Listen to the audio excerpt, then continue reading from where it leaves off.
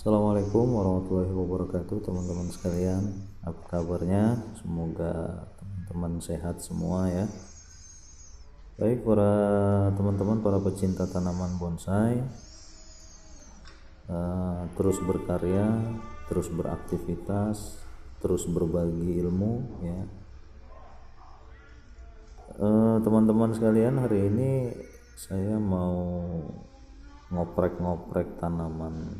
Ini ada pohon jeruk kingkit ya, ngoprek-ngoprek tanaman jeruk kingkit. Oke teman-teman sekalian, kita lihat videonya. Ya, ini kita lakukan proses pruning.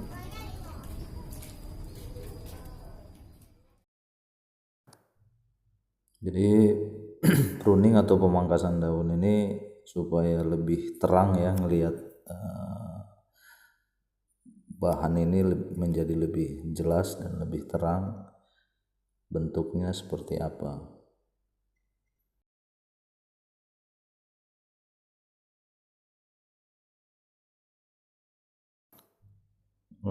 Jadi bahan ini sebenarnya sudah hampir 2 tahun ya saya tanam.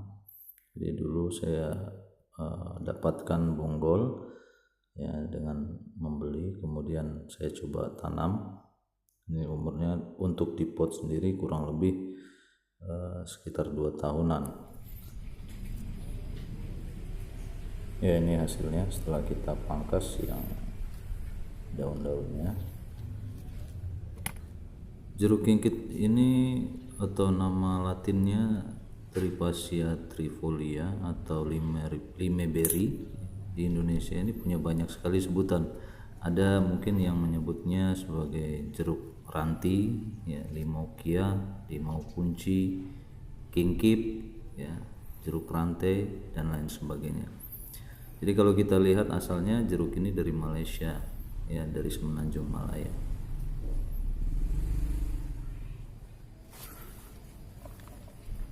Jadi kalau teman-teman ketahui bahwa menurut referensi yang saya baca sebenarnya tanaman ini bukanlah jeruk, tapi dia melainkan jenis tanaman perdu ya, yang memang masih berkerabat dengan jeruk-jerukan.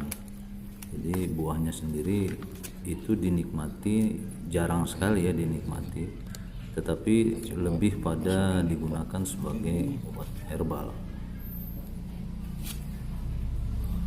Ya, oke baik. Ini posisi yang kira-kira nanti yang kita akan posisikan di dalam pot kurang lebih seperti ini. Nanti tinggal kita perbaiki lagi pengawasan dan pemangkasan beberapa ranting atau cabang yang sekiranya tidak diperlukan. Nah, kalau kita lihat ya karakteristik dari jeruk kingkit ini jeruk ini dapat tumbuh dengan ketinggian maksimal kurang lebih bisa 3 meter.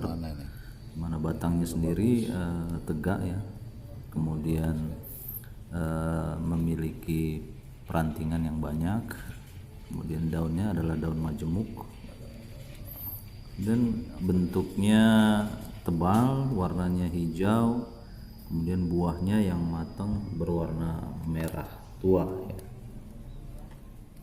Baik teman-teman sekalian, ini coba kita rapikan ya.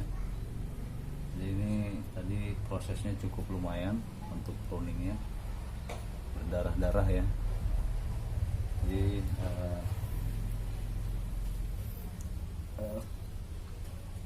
nanti coba kita wiring sebagian ya untuk merapikan arahnya. Kemudian kita kasih media, ini belum saya kasih media, perakarannya kita kurangin sedikit. Jadi ini kalau teman-teman lihat jeruk kingkitnya. Oke, mari kita lanjutkan videonya. Jeruk kingkit sendiri dapat dibudidayakan dengan beberapa cara atau dengan beberapa metode ya. Yang pertama adalah dengan semai biji, kemudian dengan cara di stek, dan juga bisa dilakukan juga dengan cara dicangkok. Terkait dengan cara-cara ini mungkin teman-teman bisa melihat di YouTube, di channel YouTube. Saya rasa banyak sekali ya informasi-informasi yang bertebaran lah ya, untuk membuat referensi kita cara membudidayakan jeruk kingkit ini. Terkait dengan proses penanaman ya, ini ada referensi yang saya baca, kita berbagi lah ya teman-teman sekalian. Penggunaan media di sini tanah kebun, kemudian pupuk kandang dan juga sekam bakar itu dengan perbandingan 1:1, dimana masing-masing komposisi dari media ini. Tanah kebun ini fungsinya sebagai perekat ya, media air, kemudian sekam dijadikan sebagai porus untuk media porusnya, kemudian untuk pupuk kandang ya untuk nutrisinya. Nah, kalau teman-teman lihat di sini media yang saya pakai, saya menggunakan pasir malang karena saya tidak pakai sekam. Pasir malang untuk porusnya, kemudian pupuk kandang dan juga kompos untuk medianya. Jadi perlu diketahui buat teman-teman pecinta tanaman bonsai sekalian bahwa terkait dengan perawatan jeruk kingkit ini, pada prinsipnya jeruk kingkit ini tidak terlalu menyukai air ya, sehingga untuk penyiramannya kita bisa lakukan penyiraman sehari sekali ya, kecuali kalau cuaca memang terlalu panas kita bisa melakukan penyiraman 2 kali.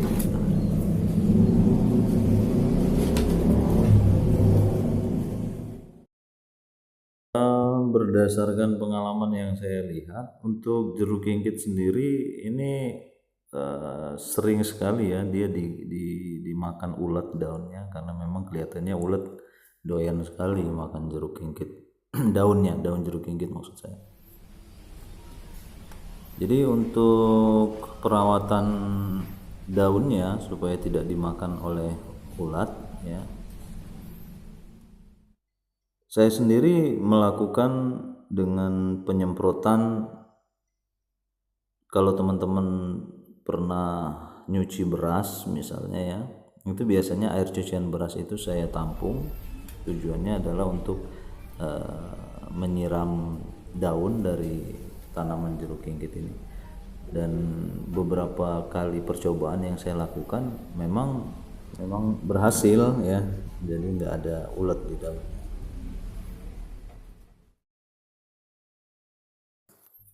Jadi sebagai tanaman herbal ya, jeruk kingkit ini memiliki beberapa manfaat yang cukup banyak ya.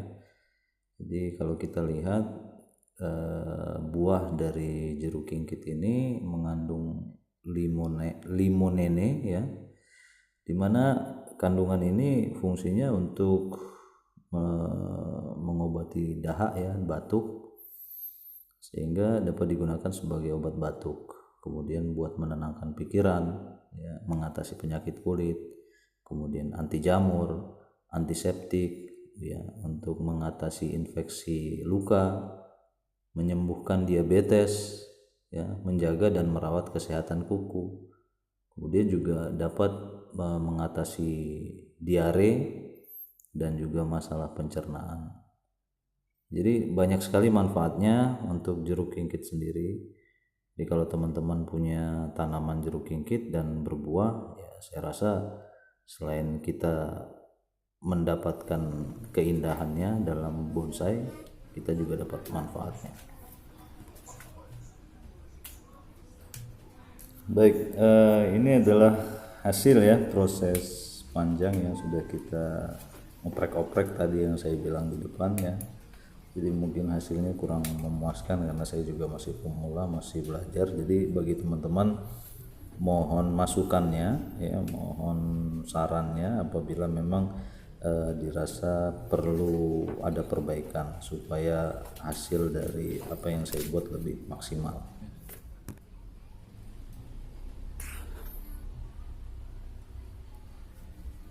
Oke, baik teman-teman ya, proses yang melelahkan.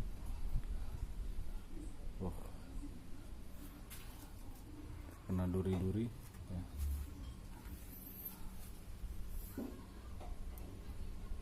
Oke, terima kasih sudah menyaksikan video ini. Assalamualaikum warahmatullahi wabarakatuh.